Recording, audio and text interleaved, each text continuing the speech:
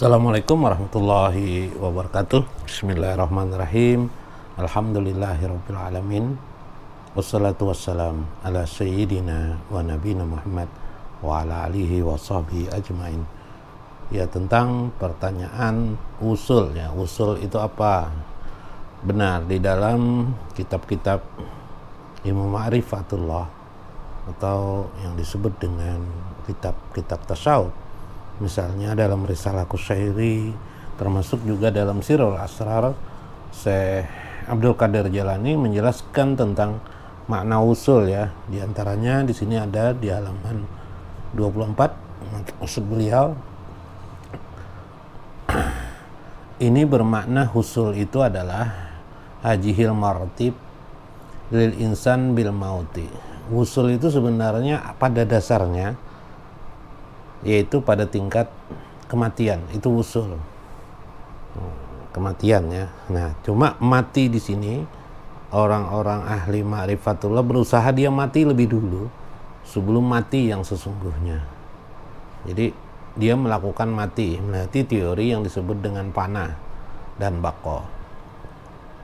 Jadi panah itu sebuah cara ya, sebuah metode. Jadi bukan tujuan panah itu. Tujuannya kurbah. Tujuan orang ahli ma'rifatullah itu kurbah di sisi Allah Subhanahu wa taala. Nah, itulah yang disebut dengan wusul. Orang yang sampai di kurbah itu disebut dengan wusul. Kurbah itu apa? Kurbah itu satu kedekatan hamba dengan Allah Subhanahu wa taala, yang tidak ada yang dilihatnya kecuali Allah Subhanahu wa taala. Nanti kita sampai sana. Cuma ini tadi itu pengertian usul. Nah, karena di sini adalah lil insan itu debil maut, harus dengan cara kematian, maka ada teori-teori, ada tata cara bagaimana untuk mencapai itu yang sudah menjadi pengalaman para ahli ma'rifatullah terdahulu, sebagaimana juga Syekh Abdul Qadir Jalani ini yang telah dilakukan beliau. Karena itu ada istilah di dalam ilmu tasawuf itu yang disebut dengan hakul yakin atau ainul yakin. Dalilnya di dalam Al-Quran, hatta ya'tiyakal yakin, atau sampailah kamu mendapatkan keyakinan yang sesungguhnya. Itu adalah kematian. Lataraunal jahim summa lataunaha ainal yakin. Tentang neraka, orang bisa mencapai ainul yakin apabila sudah masuk ke dalam neraka. Nah, karena itu bagaimana untuk supaya yakin tentang neraka, seolah-olah orang masuk neraka dulu sebelum masuk neraka, sehingga dia tahu, akhirnya dia takut. Inilah yang dikisahkan tentang seorang sufi ya, yang ternama Malik bin Dinar. Malik bin Dinar itu bermimpi dia masuk ke dalam api neraka. Begitu takutnya dia, dicambuk, dibakar, sehingga ketika dia saking takutnya dia dengan neraka itu, ketika dia bangun, tubuhnya pun melepuh panas dan masih terasa goresan-goresan api neraka. Jadi akhirnya dia bertobat ya, dari seorang perampok menjadi seorang ahli sufi. Jadi orang selalu ingin mendekatkan diri kepada Allah Subhanahu wa taala. Ini luar biasa kisah ini. Kisah ini menggambarkan tentang wusul. Seorang sudah sampai wusul, tapi wusul waktu itu adalah wusul ke dalam neraka. Jadi itu pengertian usul sementara ini. Cuma secara teoritis Syekh Abdul Qadir Jalani mengatakan, maka waqoblal maut, sebelum kematian itu, jadi sebelum kematian yang sesungguhnya, mautul hak, kematian yang sesungguhnya, maka seorang sufi melakukan bil fana'i minal basyariyatin nafsaniyah. Dia melakukan satu bentuk metode fana, melenyapkan dirinya atau mematikan dirinya, yaitu mematikan segala sifat-sifat basyariyah, kemanusiaan, kemanusiaan. Basyariyah keinsanan itulah yang disebut dengan basyariyah keinsanan itu, tentang sifat-sifat buruk pada dirinya dihilangkannya, kemudian sifat egosentrisnya dihilangkannya, ego ananiah, ingin supaya terkenal, itu tidak ada lagi, ingin supaya dianggap orang alim, dianggap orang tersohor, ingin banyak punya murid, ingin supaya orang berdatangan tempatnya. Itu tidak ada seperti itu. Itu sifat-sifat nafsaniyah, itu sifat-sifat kemanusiaan pada umumnya. Riya, takabur, sum'ah.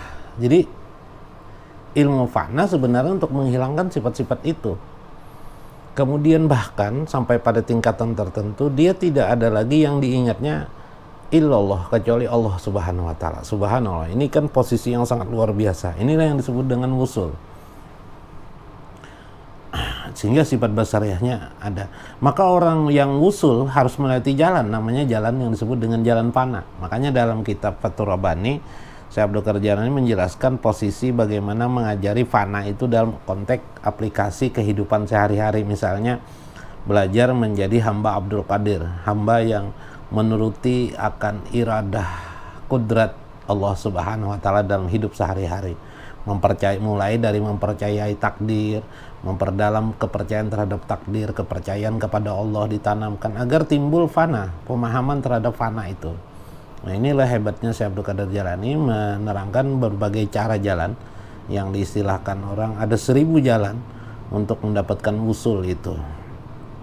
Jadi bisa manusia, karena manusia itu juga bermacam-macam keadaan dirinya. Kita tidak bisa memastikan antara A dan B ya. Kemana kecenderungan kemampuan ini memahami, maka kecenderungan kemampuan itulah yang harus kita dukung, kita dorong supaya dia meneruskan kemampuan dia. Karena bakat manusia juga, ilham yang diberikan Tuhan bermacam ragam. Ada yang berbentuk aplikasi dia mudah, ada yang dengan cara teoritis dia bisa mengerti. Nah, macam-macam manusia. Ada dengan melewati zikrullah yang banyak, melewati zikir, tarekat yang sedemikian rupa, maka dia bisa mencapai wusul. Nah, manusia itu bermacam ragam. Nah, tinggal bagaimana kemampuan mursyid, seorang yang membimbing, itu mengarahkan dia. Mengarahkan dia itu satu sisi. Nah, bagi Syekh Abdul Qadir Jailani melihat kenyataan itu, makanya beliau banyak menulis buku-buku, kitab-kitab tasawuf ya. Karena beliau dengan kitab tasawuf itu membimbing secara umum manusia agar mendapatkan wusulnya. Nah, wusul inilah yang penting di dalam kehidupan beragama. Kita beragama itu sebenarnya wusul itu intinya. Kalau sudah wusul, jadi buat apa kita belajar agama tapi kita tidak wusul sebenarnya, atau sedikit-sedikit ngalang-ngalang, ya akhirnya kita mendapatkan sesuatu yang tidak maksimal, sesuatu yang masih sangat kita rugi. Di akhirat kita merasa rugi, iri kita melihat orang-orang yang dengan wusulnya dia mendapatkan derajat yang mulia di sisi Allah, dia mendapatkan surga bighairi hisab, surga tanpa hisab, atau surga kurbah ya bagi orang kurbah. Jadi dengan cara itu ya. Karena itu dia hanya bisa mencapai wusul itu melewati 7 alam ya, 7 alam. Nah, itu 7 alam kata beliau, ila zalikal alam bikadarin, yakni 7 alam yang sudah ada kadarnya. Alam adzat yang kemarin ada pembahasan itu tentang alam adzat, bagaimana dia bisa memahami alam misal sampai terus sampai alam arwah, kemudian terus lagi dia alam mulki, alam malak, alam mulki, alam sultani, alam jabarut, sampai ke alam lahut. Nah, orang yang berada di alam lahut itulah yang sudah mencapai alam lahut, itulah orang itu sudah wusul. Itulah dibuktikan, digambarkan tentang Isra Mi'raj Nabi SAW di alam lahut ketika Nabi bertemu dengan Allah Subhanahu wa taala fi sidratil muntaha. Maka zabapu ada mataro. Tidaklah beliau itu Nabi Muhammad SAW berdusta atas apa yang dilihat beliau ya, dalam puat beliau. Nah, jadi dengan puat beliau. Walaisa ma'nal wusul, bukanlah pengertian makna wusul di situ ilallah kepada Allah itu min kibali wusul jismi ilal jismi. Pakila al wusul jismi, usulul jismi ilal mujassimi. bukanlah pengertian wusul itu tubuh dengan tubuh atau pertemuannya dengan diri kita dengan orang yang dianggap bertubuh. Nah, bahaya sekali nih menganggap Allah bertubuh, itu tidak boleh. Maka bukanlah pengertian itu, bukanlah tubuh kita yang wusul, itu bukan. Walal ilmu bil maklum, bukan dengan ilmu dengan suatu yang dianggap sumber ilmu itu sendiri. Jadi tidak bisa kita dengan ilmu kita kontak dengan ilmu Allah ibaratnya kita wusul, tidak. Artinya begini, ketika Anda menghafal Quran, berarti beberapa sedikit ya ilmu Allah sudah Anda ketahui, mengetahui maknanya, tafsirnya, berarti sudah wusul. Itu tidak. Jadi makanya orang alim tidak bisa dikatakan wusul. Orang alim hanya mengetahui ya. Jadi tidak bisa wal ilmu bil ma'lum, tidak bisa. Jadi ilmu dengan ilmu tidak bisa. Ini tidak bisa. Ya, lalu dengan cara apa? Bahkan al aqlu bil ma'kul, akal dengan kemampuan akal juga tidak bisa wusul itu. Walal wahmu bil maukhub, juga pemahaman, sekedar pemahaman tidak bisa wusul itu ada. Kita harus mempraktekkan wusul itu tadi.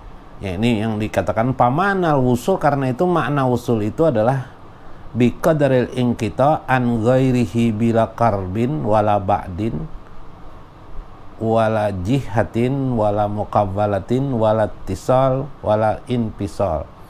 Karena itu pengertian wusul itu maknanya harus hilangnya segala hal pengertian.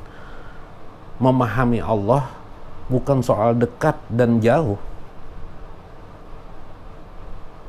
bukan soal dari jihad mana, dari keadaan mana, dari posisi mana, dari sampai dan tidak sampai. Subhanallah man fi zuhurihi wa khafaihi wa tazaliyatihi. Karena itu yang penting itu adalah tazaliyah kita memahami Allah Subhanahu wa taala. Kita secara pribadi harus sampai kepada tazaliyah Allah Subhanahu wa taala. Jadi kita harus memahami tazali. Mau tidak mau kita harus belajar ilmu ma'rifatullah. Memahami ilmu ma'rifatullah sambil mempraktekannya sedikit-sedikit dengan pemahaman ini. Jadi akhirnya dengan proses itu Allah mengenalkan dirinya kepada kita. Karena itu di dalam hadis, barang siapa yang mendekat Allah jiraan, atau dia dengan cara berlari, barang siapa mendekati Allah dengan cara berjalan, yamsi ya berjalan, maka Allah akan mendekatinya dengan cara berlari. Ini pengertiannya apa? Kita bahasa lainnya mancing ya, mancing ya. Kita terus ingin dekat dengan Allah, memuji Allah, ingin dekati Allah. Disitulah Allah akan mendekati kita, disitulah Allah akan memberikan tadi jalan kurbahnya, nah, jalan kedekatan diri kepada Allah. Jadi bukan, tapi dipahami, jangan dipahami Allah itu jauh, karena hanya persoalan sebenarnya di dalam Al-Quran Allahu zahir huwal batin, Allah itu maha zahir lagi maha batin. Jadi kita mempersatukan antara makna batin itu artinya yang tersembunyi, dengan makna zahir. Apa yang zahir itu bagi Allah? Karena Allah berarti mengatakan dirinya zahir, berarti Allah yang maha tampak, sementara kita tidak ada yang melihat Allah. Nah, itulah kemarin yang kita sampaikan tentang makna pemahaman Tuan Syekh Abdul Qadir Jailani menjelaskan tentang Ainul Kubro, Ainul Sugro dan Ainul Kubro ya. Bagaimana ain kita melihat tentang cara-cara pemahaman terhadap Sugro dan Kubro. Nanti kita akan perhalus melakukan pendekatan terhadap makna ain Sugro dan Kubro nanti. Untuk ini mungkin mudah-mudahan terpenuhi tanggapan untuk menanggapi itu apa makna wusul itu. Mudah-mudahan lebih kita mengarah kepada sifatnya rohani ya, pemahaman bersifat basariah. Jadi tidak sekedar akal. Kalau Anda tidak mengerti dengan penjelasan ini, ya mudah-mudahan nanti ada penjelasan-penjelasan yang lain dari kita ataupun dari orang lain, mudah-mudahan dapat dimengerti. Yang penting nyambung pengetahuan nyambung ma'rifatullah kita antara satu ma'rifatullah dengan ma'rifatullah yang lain, sehingga terjadi connect antara diri kita dengan sesuatu makna keilmuan daripada ma'rifatullah. Wajar ilmu ma'rifatullah ini kadang ada juga orang mengomentari tidak jelas katanya. Betul, ilmu ma'rifatullah itu memang ilmu yang semuanya tidak jelas ya, karena ya tidak jelas karena dia menggunakan sekedar akalnya, karena ketika dia mendengar dia akalnya jalan terlalu banyak, lalu akhirnya ya apalagi akalnya kurang ilmu pengetahuan, makinnya ya, yang berilmu saja belum tentu bisa paham. Nah, yang berilmu saja belum tentu paham. Saya puluhan tahun belajar ilmu agama, pada dasarnya awalnya juga tidak paham, tidak mengerti. Ayo bayangkan, apalagi kalau tidak pengetahuan agamanya sangat minimal, baru 5 tahun belajar agama, baru apa dan sebagainya. Tetapi pengetahuan agama itu tidak menentukan Anda mengerti ilmu ma'rifatullah. Sekali lagi di sini, karena hidayah itu di sisi Allah Subhanahu wa taala. La yahdi, tidaklah bisa memberikan hidayah itu bagi seorang manusia. Karena itu Nabi Muhammad disinggung Allah, innaka la tahdi, kamu itu Muhammad tidak bisa memberikan hidayah. Walakinnallaha yahdi, tapi Allah lah yang memberikan hidayah lima yasa kepada yang dikehendaki. Karena itu titik persoalannya adalah hidayah dari Allah Subhanahu wa taala. Karena itu kita merebut hidayah. Memahami dan mengerti ma'rifatullah tergantung hidayah, bukan tergantung kealiman seseorang. Bukan bergantung 10, 20, 30, 40 tahun orang belajar agama baru bisa mengerti. Tidak. Sekali lagi tidak. Dan Tuan Syekh Abdul Qadir Jailani juga mengingatkan ini. Tapi sekali lagi adalah hidayah dari Allah Subhanahu wa taala. Karena itu kita sudah pelajari aja ilmu ma'rifatullah itu, santai memahami, insya Allah hidayah akan terjadi. Mudah-mudahan ini dapat dipahami, dapat dimengerti, bermanfaat bagi kita semuanya. Wallahul muwaffiq wa aqwamut thoriq. Assalamualaikum warahmatullahi wabarakatuh.